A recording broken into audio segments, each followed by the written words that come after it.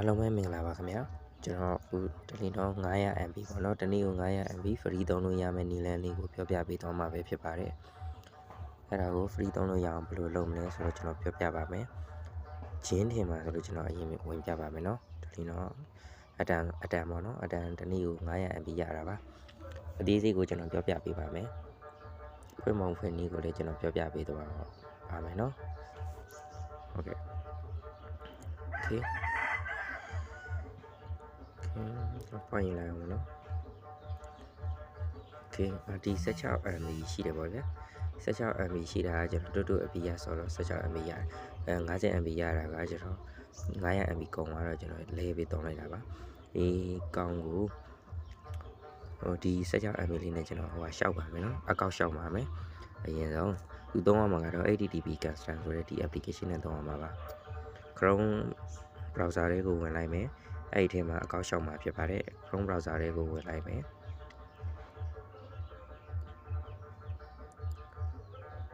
ပြီးလို့ရှိရင်ဒီ server ကိုနှိပ်လိုက်မယ်အဲ့မှာဘယ်လိုရှာရမလဲဆိုတော့ SSH OCEAN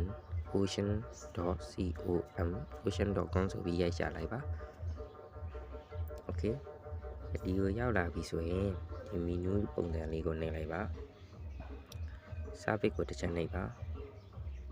ပြီးလို့ရှိရင်တော့အတန်က Westcore Pro-C နဲ့ရတာဖြစ်တဲ့အတွက်ဒီ Westcore ကိုရွေးလိုက်မယ်ပြီးရင်ဆွဲတင်လိုက်မယ်ကိုကြိုက်တဲ့နိုင်ငံရွေးလို့ရပါတယ်နော်ကိုကြိုက်တဲ့နိုင်ငံရွေးလို့ရပါတယ်ကျွန်တော်ကတော့လူ3နည်းလောက်မယ်ထင်တဲ့နိုင်ငံရွေးပါမယ်ဒီ server က line ကောင်းတယ်တခြား Westcore server တွေလည်းရပါတယ်နော်ဒါပေမဲ့ဒီလောက် line မကောင်းပါဘူးဒီကောင်က Digital Ocean ကနေပြီးတော့လောက်ထားလာတော့ကျွန်တော်လည်းမပြောတတ်ဘူးပေါ့ဗျာဒီ SSH Ocean ကတော့ပို့ပြီး line ကောင်းပါလေခင်ဗျအဲကြောင့်မလို့ကျွန်တော်ကဒီကိုပို့ပြီးတော့ရွေးပြီးတော့ line ညွန်ပေးတာပါနော်Netherlands ကိုကျွန်တော်တစ်ချက်ရွေးကြည့်လိုက်မယ် server တွေက desi full တွေဗျဟုတ်ကဲ့ဘာမှစိတ်မပူပါနဲ့ဒီကနေပြီးကျွန်တော်ပြောသလိုမျိုးနှိပ်ပြီးတော့ရှောက်ရမှာဖြစ်ပါတယ်ရှောက်လို့ရှိရင်ရလာတဲ့ server တွေကဘယ်လိုပုံစံမျိုးဖြစ်မလဲဆိုတော့ဒီ note ပေါ့နော် note ထဲမှာကျွန်တော်ရှောက်ထားတဲ့ဟာတစ်ခုရှိပါတယ်ဒီမှာဟုတ်ကဲ့ကျွန်တော်ကတော့ဒီပုံစံလေးအတိုင်းပဲရမယ်ဗျသူလိုအပ်တာကဗာလေးတွေပဲလိုအပ်မလဲဆိုတော့ကျွန်တော်ပြောပြမယ် host name လိုအပ်မယ် user name လိုအပ်မယ် password လိုအပ်မယ် post က80ပေါ့နော် post 80လိုအပ်မယ်ဒီလေးခုတည်းပဲလိုအပ်တာကျန်တဲ့ page လုံးနဲ့ proxy နဲ့က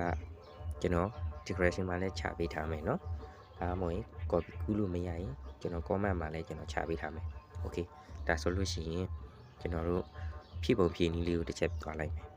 ဖြည့်ပုံဖြည့်နည်းလေးကိုတစ်ချက်မသွားခင်ကျွန်တော် host name ကိုအရင်ကူးမယ် HTTP customer က host name ကအရင်ဆုံးထည့်ရတာဖြစ်တဲ့အတွက် host name ကို copy ကူးမယ်ဟုတ်ကဲ့ server ရဲ့အဲဒီ server folder တွေဘယ်အချိန်လေးမှာပွင့်ရမလဲဆိုည12နာရီဒီပေါ့နော်ည12နာရီမနက်9နာရီ6နာရီ9နာရီခွဲ6နာရီလောက်အဲ့လောက်ဖွင့်လဲရပါတယ်ဗျ server တွေမပြီးပါဘူးเนาะလိုက်ရွေးပြီးတော့ဖွင့်ပါဗျာဟိုကမပြီးတဲ့ server တွေ full မဖြစ်တဲ့ server တွေကိုရွေးပြီးတော့ဖွင့်ပါเนาะ okay HTTP customer နဲ့ဝင်လိုက်မယ်ကျွန်တော်စောကကူးလာတဲ့ host ကို copy ချမယ်ပြီးလို့ရှိရင်သူအပေါ်မှာနမူနာပြထားတဲ့အတိုင်း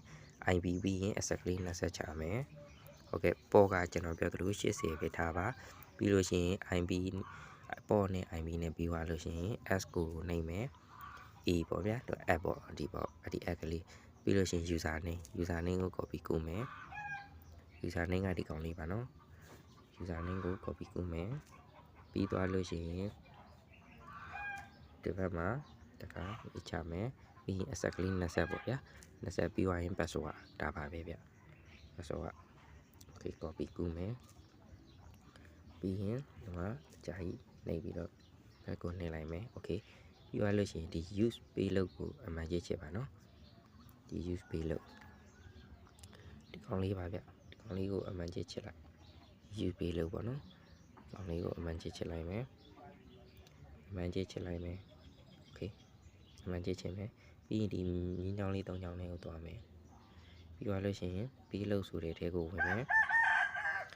ဒီ payload မှာဗာလီပေးဟာဒီကိုထည့်ရမလဲဆိုတော့ဒီ payload နဲ့ remove proxy မှာဒီ payload က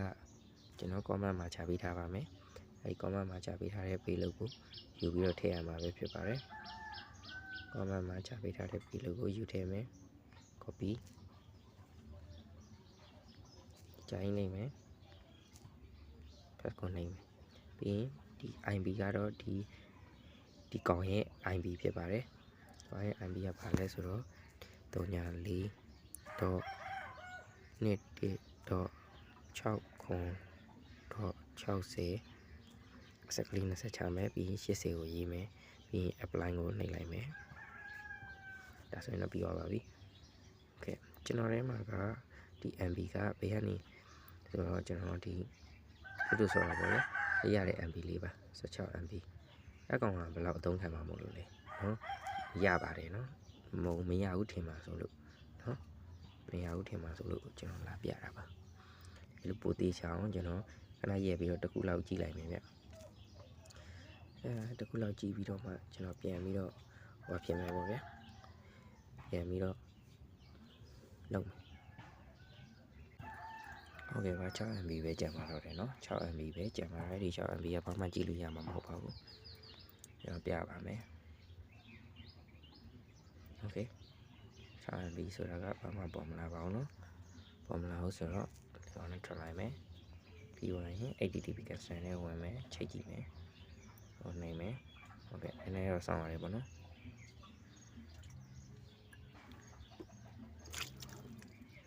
ဘယ်လိုမကောင်းမှုထင်လို့ရှိရင်လေးမြန်လေးအတင်ချလောက်လိုက်ပါတော့လေးမြန်စီးလိုက်ပြမယ်ဗျလေးမြန်စီးလိုက်မယ်စီးမယ်လေးမြန်စီးပြီးတော့နှိမ့်လိုက်မယ်ပေါ့ဗျာ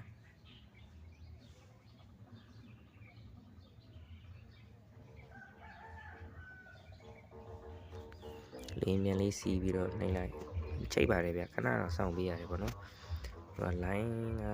ကတခါတလေကျတော့okay ချိန်သွားပါပြီခင်ဗျဟုတ်ကဲ့ပါနော်ဟုတ်ကဲ့ပါကျေးဇူးများတင်ပါတယ်ပေါ့နော်ကျွန်တော်ဖြစ်နေမှာဆိုလို့ဂျင်းထင်နေမှာဆိုလို့ပေါ့နော်ကျွန်တော်ပြတာပါ YouTube ထဲတစ်ချက်ဝင်နိုင်မယ် okay တားချက်ပေါ်တယ်ပေါ့ဗျာနော် speed တက်ကလည်းမစိုးပါဘူးခင်ဗျစက္ကွန်18လောက်ဒီတက်ပါတယ်ဟုတ်ကဲ့အားလုံးပဲကျေးဇူးတင်ပါတယ်ခင်ဗျ